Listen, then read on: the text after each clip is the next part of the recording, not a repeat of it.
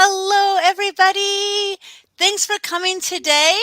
My name is Teacher Rebecca, and I teach for various online companies. And I'm here with a special guest. This is I've known him all my life. This is my father, Bob Bishop, and he's also been a VIP Kid teacher for 5 years now, same as me. And he is in the process of getting a TED Talk ready together. And he's going to give this TED Talk in, I think, California in just a little bit. And so he wants to practice his TED Talk with us. Isn't that so cool? Free TED Talk, right? Like, we don't even have to go anywhere or pay big tickets to come. We get it for free. Yay. So he's going to present his TED Talk in just a few minutes, but we will ask for some questions at the end. And we want to get some ideas of what you liked about this TED Talk, what you didn't like about it, what you can see for improvements. What are your takeaways? How are you going to apply what he's saying to your life? Now, this is a cool one because he's also a magician, and so he's going to bring me magic into the classroom, and it's pretty cool. So let's say hi to our friends real quick. I know Teacher Casey's here. Hi, Teacher Casey. Hello. And so if you're here, just say hi, and we'll pop in all the comments at the later. You can just start typing in observations as we go, and then we'll just go through the comments as at the end. Okay? So before you get started, Bob, do you want to say anything to introduce yourself? Well, my name is Bob Bishop. Thank you for the wonderful introduction. I think what we're going to do in just a few moments is that I will actually do my TED Talk as close as I can to verbatim, and show you at the same time the slides that I'll be showing at the TED Talk. So I think you're going to see me and the slides at the same time, and trying to get them all coordinated. And so we'll be doing that. And then I'll come on live to answer any questions or just pose some questions to you to see, because this is going to go out to probably millions of people, but right now to a very small crowd of about 100. And so hope to get some of your feedback. All right. And so whether you're watching live or in the replay, please leave us a comment and leave us a note of what you think. Now I'm going to put my background slide on right now, and so you can continue talking as I do this. Okay. Has anybody ever been to a TED Talk? Or do you watch TED Talks all the time on YouTube? Because I do. So let me know if you have like a favorite TED Talk person. I know one of my friends is a TED Talk presenter, Julianne Connor. So it's been fun talking to her. Casey says, awesome, have fun. Yes, yes, we will all have fun listening, and he'll have fun giving and teaching it. So whenever you're ready, you can share the screen, and I will put it up there. There we go. Excellent. There you can say, whoa, what if magicians ran our schools? That's a good question. Wow. That's a good question. Yeah. So Okay. when you're ready, I'll get the title page on there. Okay. Rebecca, Good. anything else you want to add? That's it for now. Go ahead. I'm ready. Okay. Imagine you are a teacher entering your classroom. The students hang on the edge of their seats. Anticipation shines behind their inquisitive eyes. You do not perform a magic trick, but instead you evoke the magic from the students. Your magic words are, open your minds. Isn't this amazing? And then, because of you, wonder happens. So, what if magicians ran our schools? And what does that question conjure up in your mind? Harry Potter and the Hogwarts School of Wizardry, or perhaps a troupe of birthday party clown magicians on the school board, or David Copperfield clones filling a teacher's lounge? No, this is not at all what I'm talking about. Now, listen, this may surprise you. Every teacher, parent, or educator can become a magician teacher, a conjurer of wonder. And as soon as these secrets are exposed, education will never be the same. My 7th grade English teacher, Miss Bidwell, unleashed the wonder of poetry in me. In fact, in her class, I learned to write poetry far beyond my age and grade level. She was a magician teacher and my wonder champion. Okay, now fast forward more than 40 years. A sign on the door of my own classroom reads, "In this classroom, you are invited to experience magic. You are free to wonder and ask questions." You see, I too wanted to become a magician teacher. But little is written or taught about the magic of wonder, and it seems to be lacking in the current educational system. Most have missed the wonder in learning, and sadly, hordes of jaded students have accepted boredom as the norm for education. We are seeing more and more students disenchanted with the state of conventional learning. In fact, there are entire schools affected by the doldrums of tedium. These next few moments are designed to give hope for an unprecedented upgrade to our educational system. To begin with, let's remember that in the grand scheme of life, teachers are the true magicians. They introduce the curiosities that take our breath away.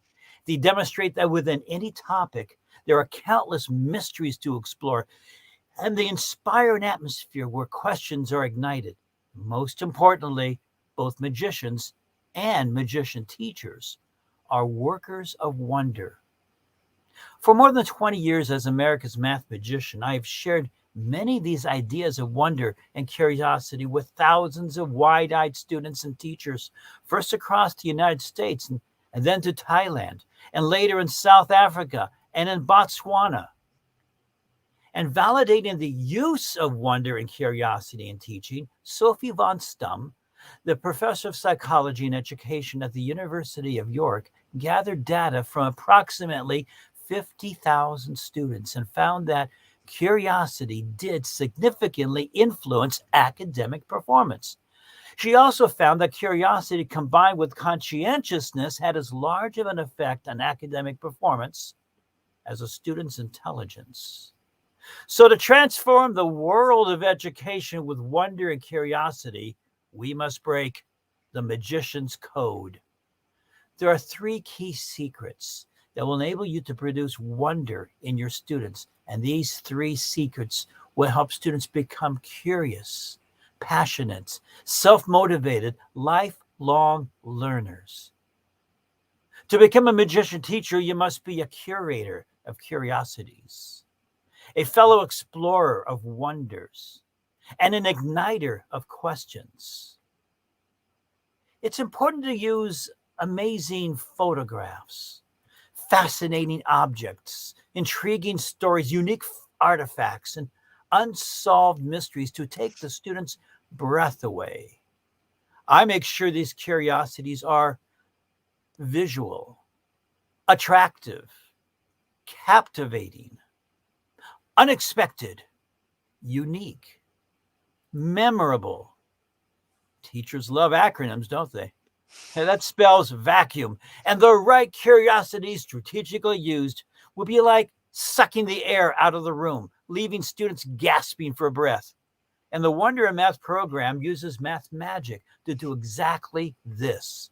For example, I use 6-foot expanding spheres to demonstrate how math expands our minds.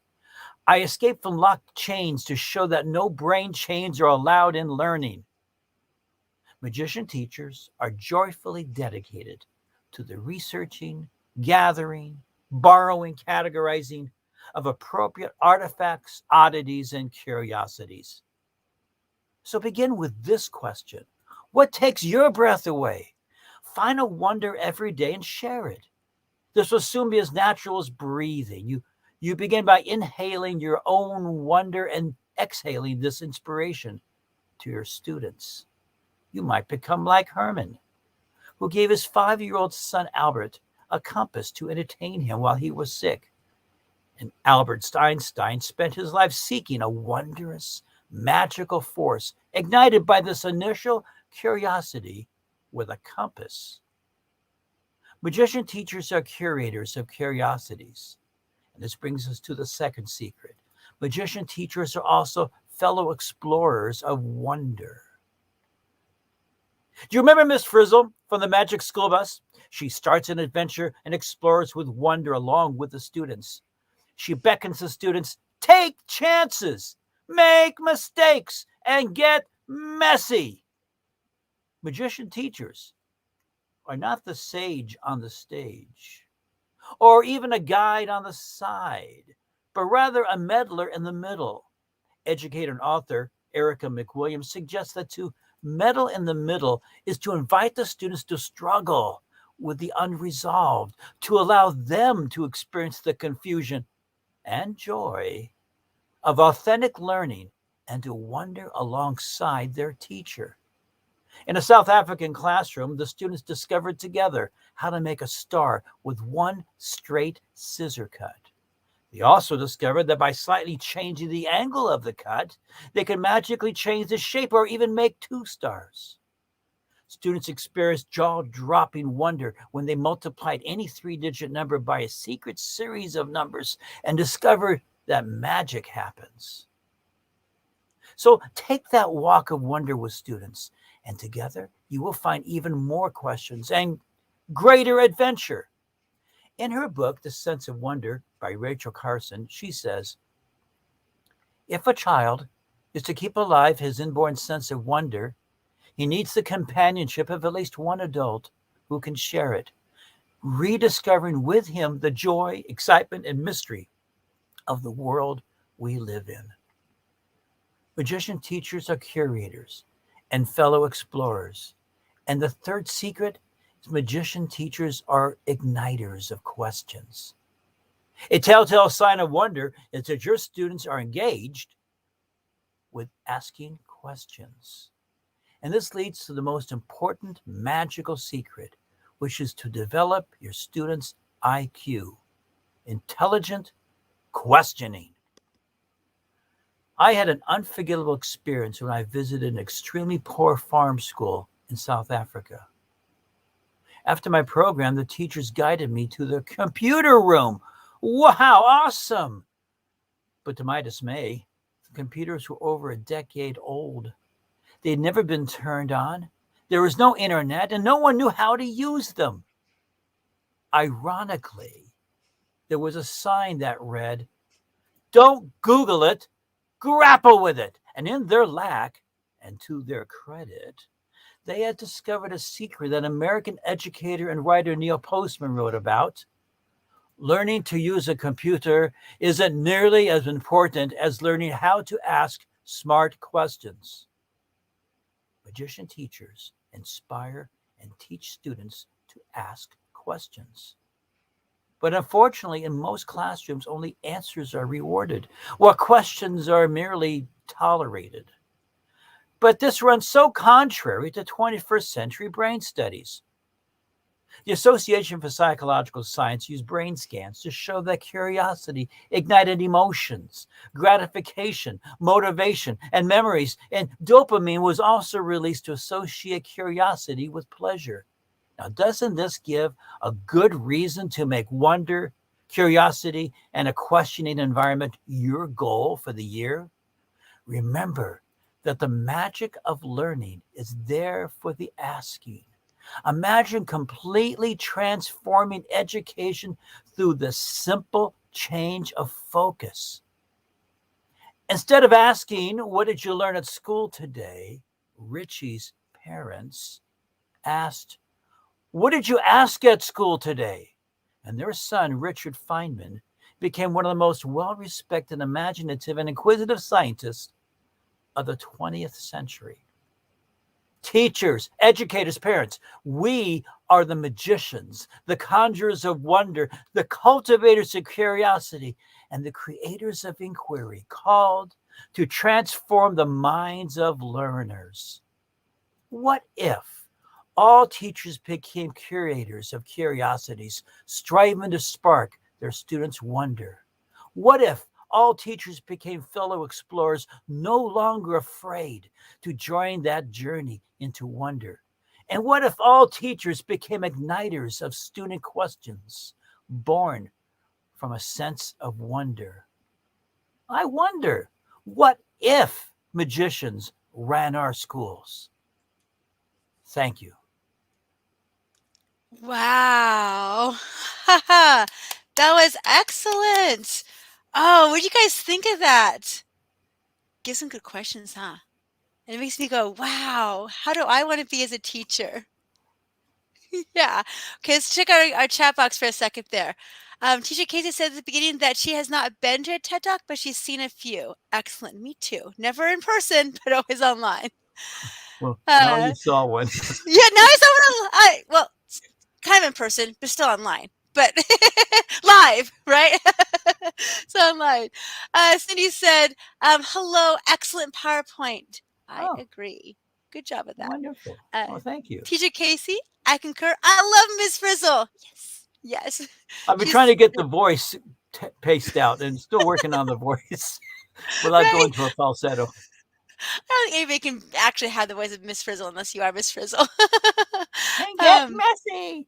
right. Teacher Casey says, I could listen to Bob talk all day. Me too. Glad I can go visit him all the time. He's my dad. That's good. That's good. Oh, wow. Okay. So, what are your takeaways from his his TED Talk? Yeah. What are you going to incorporate into your teaching, whether online teaching or brick and mortar teaching? How are you going to be a magician teacher? So you can post in the comments, you can post it in the chat box, you can post it wherever you want, but just think about it. How But can the you? emotional responses, because I'll be showing this to many, many thousands of people. So I want to know what emotions, what did you like? What did you want me to linger more on? Morons. No, what do you want me to linger on more? Yeah, wrong kind of brain thing, morons,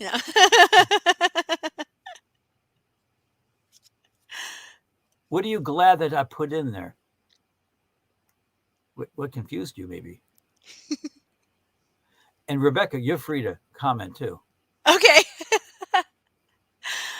um Teacher Casey says, every time I hear him speak, I just want to be more exciting. It's always a great reminder. So she wants to be a more exciting teacher to be that for her students. Okay, so perhaps you felt my excitement from this. This is good. I'm putting words in your mouth here. Uh, intonation, perhaps. You didn't feel I was monotone. Right, but it's also motivating Agree or her disagree. to I be don't. more exciting. Yeah, yeah, good. She says, I love that you shared your poetry teacher. Yes, we all have that one teacher or more, hopefully, that really impacts us and helps us to be the best we can be and inspires us. And I got those two pictures from my yearbook. I was going to update the picture of me. Update. I was going to try to find another picture of me. I sent those to a professional photographer, and I said, "Can you clear them up?" And they said, "Oh no."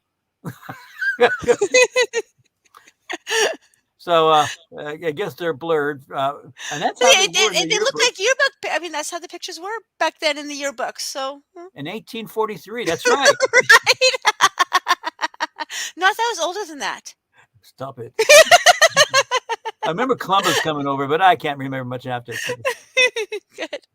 Uh, Teacher Casey says not monotone at all. No, I agree. You have very good expressions in your voice. Yeah, you're not monotone. You captivate people with your voice. It's Well, good. that's nice to hear. Yeah. And she Uh, says, I had Mr. Lomas in sixth grade that made me love science. Awesome.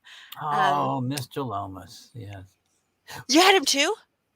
Uh, uh, no, no. This is No, I can't remember the name of my person, but I had a ninth grade English teacher who I never thought I was good at writing or good at English. I was more of a math nerd. And she just encouraged me and she kept saying what wonderful things about my writing and made me want to write even more because I knew she enjoyed listening to it and reading it. And so it made me do better. okay. So yeah, So you got the that was point of that inspiration I received from my seventh grade. Usually, seventh grade is like the worst grade for many people, and that was one right. of the better grades. Eighth grade wasn't the same, but seventh grade, yeah, it had a great impact on my life. Yeah. Yeah, it's amazing how, something that when we're younger, 12, 13 years old, impacts us for the rest of our lives. Just think of who we can impact as teachers or as parents or as neighbors of those age, 10 to 15 or even 5 to 18, the whole school year, of how we can encourage them. Right, right. So I've been trying to do the same thing, and these are themes in my life of these curiosities. And Rebecca, you've been in my study. I've got curiosities everywhere, Uh-huh. and it really excites the grandchildren, um, and even adults that come in. What is that? What does that do? Okay, and then my classroom was the same way. And it's a fine line between curiosities and clutter. Right? I mean, you want them to spark interest, but you don't have too much stuff. So Right. it's Trying that to, balance. Maybe you gotta rotate your curiosities. So there's always something new to be curious about. yeah, I got to do that. Right. With teacher Casey's science teacher, she says, I still know every bone in the body. Even way back in her sixth grade year, it really made an impression with her. It's Wow. cool. Talk about knowing somebody. I know every bone in your body. Maybe not your body, but the body. Oh, maybe it's in general. Oh, just in general. Oh, okay. Yeah. Right. Um, I am too, Casey. She goes, I am a curious George. Me too. And ever since I started teaching science on Out School, I've been more curious about how science is in our everyday life. And so sometimes the teacher's curiosity can kind of translate into the student's curiosity. Right. And like you Right. said at the beginning of yours, make sure the teacher has curiosities too, and you can transfer Right. that in. Any particular stories of illustrations that really helped out, that struck home? Thank you for bringing up the one about a teacher, like, you Hmm. know, in my case, Miss Bidwell. And I've had some very boring teachers too. Uh, yeah, try to forget their name, but uh, teachers that, how am I surviving through this class? And then the other teachers like her, an English teacher, and I've had math teachers that inspire me, but um, I guess the what inspired me most is she inspired me to produce in her class, and so I remember more what I did than what she did, which is kind of interesting. But the focus was on the teacher to inspire me, and if she wasn't an entertainer, she inspired me to write. Um, Yeah. okay, let's. I'm going to go back to share again, and you can see my PowerPoint. Okay. I'm trying to do everything I can to get input from people. Um, and let's take a look here. Um, let's see. Here it comes. There we Do you go. do you see it? Okay, I'm going to go through and thank you for giving me feedback here because we're really um, trying to get Yeah. ready for this. And this is a picture of me. Yay!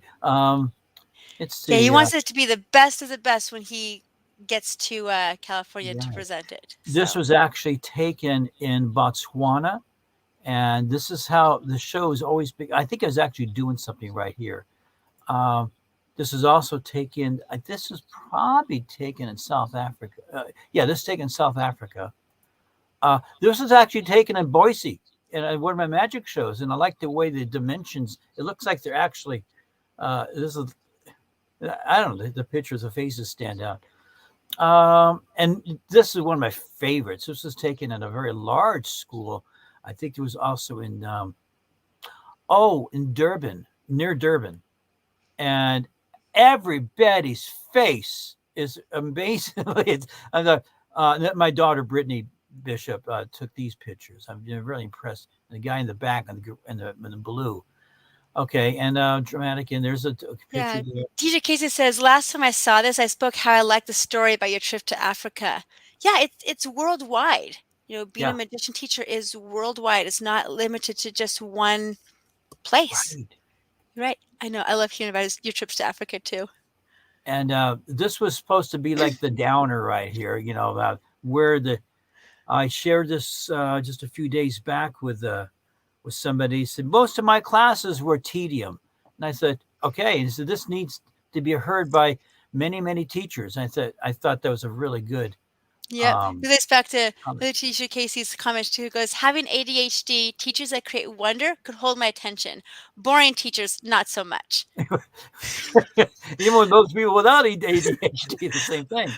Right. You don't want Um, to be that doldrum teacher. You want to be that one that creates, inspires. This was taken to the at the end of one of my programs, and this was in eastern Idaho, and this is for quite a few schools, and so this is the stage of a high school, and we filled the high school auditorium twice with parents and kids. We did a back to two programs, one on a Thursday, one on a Friday. They both were filled. This was actually taken in Thailand, and most of the Thailand pictures were taken either within a Buddhist temple or next to a Buddhist temple. And it's really interesting watching the monks. Now, there's no monks in this picture, but the monks were just laughing in the background, which sort of dispelled some of my misconceptions of monks having a sense of humor. It was really fun to watch them laugh. I Um, bet. let's see, we have here. Am I going backwards? Oh, yeah, go the other way. Go this way, yeah. There we go. And this here. No, this was taken. This was actually taken at the school, which my guide, and he is now in his late 70s, and this was his elementary school. And it may have been like 70 years ago. And of course, no one remembered him, but it was fun having him to go back in time. Now, this was taken at a school the second time we visited this school in our second visit. And it was amazing because you could see on top, there's a canvas top to keep the sun away. They were just finishing it up minutes before the program. And the principal came out and said, "You will finish this up because this man is from America and he needs to go to another school after this." "Oh, ma'am, it's going to take the rest of the day." And she said, "No, it won't. You'll be done in 15 minutes. And Yikes. it was thrown on top very quickly, and it was yes done. But these kids were so excited about seeing me, us, and then the Sophie von Stum. She's an amazing professor in her, I don't know, mid-30s or something like that. An amazing professor, and it's one of her earlier findings. Okay. These Let's 3 points were see. very good. How can we be magician teachers? We're curators, explorers, igniters. Like this is Right. how we can be that. I mean, if you can screenshot anything, screenshot this. Like this is what you want to put on your, right from your computer when you're teaching these online students. You want to be that for your students. Right. This this is a practice photo. I'm going to fix it up a little bit. It's a little seem to be a little fuzzy in areas. This is actually the background of when I do my classes. This is one of the sparser ones. I have a lot more. So I'm going to retake this one and add another one. Do you think this picture helped at all as a curator of curiosities? He gave good examples of what you could see in a classroom of curiosities, but as a teacher, you can have other things too. It's not just those. You be Yeah, you you, must buy these, and I sell these at my store. No, right? Be exactly like me. No, you be you, just a more magic part of you, now this is my acronym. Teachers love acronyms, you know. right? Um, Vacuum. when we when we found this picture here, we said, "Oh, does it look like they're?" I mean, this is Right. It looks like oh, they're like can't breathe. They're vacuuming the air in, going, wow. one of my colleagues said, "Oh, I don't like that picture of a vacuum sucking the air out of the room." So, yeah, but it's vivid, isn't it? Right, it's the way you put it, because vacuum could be a bad thing, you know, vacuum it in, but it could be a good thing too. Yeah. This is actually in America. Yeah. Close up of that one, and actually in motion. There we go. Yeah. So back to the picture of your classroom. She says, I think it does. It's fun and interesting. The curiosities on your Oh yeah, yeah, classroom yeah. background. So she Well, does good. like it. Well, thank you. And I'm going to touch it up a little bit so it uh, is not Well, as. and every time you take it, it's going to be different because you have different curiosities all the time. I know. Like, how do I pick my favorite few? Let's see. It takes your breath away. Um, and notice I had no picture of Einstein himself except as a child. I think we all remember what Einstein looks like, so I didn't get those. Right. I want to really get the curiosity, which happened to be the Yeah, compass you can itself. lead into who he is and then say who he is. And then we go, oh, versus just saying his name and like, oh yeah, I know all about him. No, no, And I listen to have what I'm three, telling first.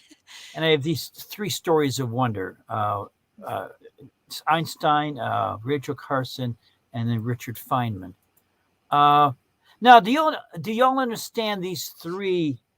Um, when you're going to say personas of a teacher, Let's see, Sage on the stage. What I'm thinking is that it's all about me. Like the teacher's the only one who's talking. They just lecture style. They don't care about the students when they're interacting. They just I am the sage on the stage. you got it. Um, the guide on the side, I mean, I can think of a couple teachers where all we did was just workbooks every day. They would sit in the back at their desk, they'd do their own thing. We could come ask some questions if we need to. It's like, okay, we're doing chapter 1 today. We're doing chapter 3 today, and we're just going to work on our own. It's like a guide on the side. Like they're there, but they're not really like teaching. The meddler in the middle is a good balance between allowing the students to produce stuff, but and also teaching them things. So you need to have both put together. How'd I do? Right, pretty well, pretty well. And there's also in the middle. It's not just giving answers either. It's let them struggle with the unresolved, which is dangerous ground because some students have to get used to that. Okay. We show this to almost every school, and you can tell these kids are so excited about this. That's a Now, fun how thing to about get the star. now? Yeah, and the picture on the right side, that's in Taiwan. We took years ago, and the one on the left side happens to be in. Now that's in America too. That's happened to be, I think, in Middleton, Idaho. It was Rachel Carson. Wonderful book. If you could buy a book, this book it's an easy read, but a profound read. Get this version of it. It's an amazing version because in the writing, they got these wonderful pictures of what she was looking at and teaching Cool. her, I think, I don't know, cousin, I think nephew. Yeah. Okay, did y'all let's see the farm school? This was an interesting thing, and they said, yeah, we could upgrade these computers where we need like $500,000. Yeah, and like, what do you But do with computers without internet? Like, there's some I things you don't, can do and some things you can't. I don't understand the philanthropists involved in doing this because the computers are they wouldn't do anything, and no one knew how to use them. And every school, even in America, there's a computer technician, and there are no technicians around. They have to hire Mhm. somebody, so they're useless, and they've been sitting there taking a whole classroom for 10 years. It's like, Ugh. I And don't understand computers it. go out of date. Like you have to keep updating and upgrading them, or they do kind Yeah, of fall aside. Um, yeah. she says the farm school is a great example of, yeah, Okay, well, good. I good example wanted of the to, show. and the don't Google, and this is an actual sign we saw. Don't Google it. Now, it wasn't colorful like this. Right. My daughter did that, but grapple with it. What a great phrase. And Yeah. asking questions. We put kids on the computer so quickly, and they're answering questions and solving games and doing things like this, but they're not asking any questions. And there's me with a fake brain. Right. No, That's I'm, not real brain. um, all right. And this is from another article. Okay. And so, did anybody get the joke here? There for the asking because I'm talking about questions, curiosity. That's fun. Thanks. Maybe not. And this is Richard Feynman when he was young. Oh, this is a great picture. One of the few pictures of Richard Feynman when he was young. And this is him uh, when he was teaching. Richard Feynman. Great books to have. Oh, fascinating. He would talk about subatomic particles and people come to his lecture because he was so fun to listen to, even though most people had no idea what he was talking about. It was amazing. He solved the problem of the O ring on the the rocket that exploded, the Oh, the Challenger? Challenger. Yeah, he solved the problem of Oh. what happened. Okay, and then I've been working on these pictures. I don't know. This goes back to sort of a refrain of what I did before. All right. Let me get out of here now and find wait a Very few minutes. fun. I promise we'd keep this kind of on the shorter side today. And if you want to listen to it again, which I do, I want to listen to it over and over again. And if you thought of something that you want to help add, or questions you have about his TED Yes. Talk, please leave in the comments below. But also, you've seen Teacher Casey interact a lot today on his video. Well, he's going to be in Teacher Casey's channel tomorrow. Cool. And so he's going to do it again over there. So check it out over Okay. there with Teacher Casey for another presentation. It won't be a part two, but you get No, a it'd be more. this. It'd be the same thing, but we're all here. We're all supporting each other. We're all listening to each other, and maybe you'll get something the second time that you missed the first time. You're welcome, Casey, for the shout out. Of course, we're all here to help each other out. Hi, Casey. Okay, we'll go for today. Check back more on my channel for all kinds of random things about teaching online and just teaching in general, a few unboxings, a few musings of life. And I'll see you guys later. Bye, everybody. Bye.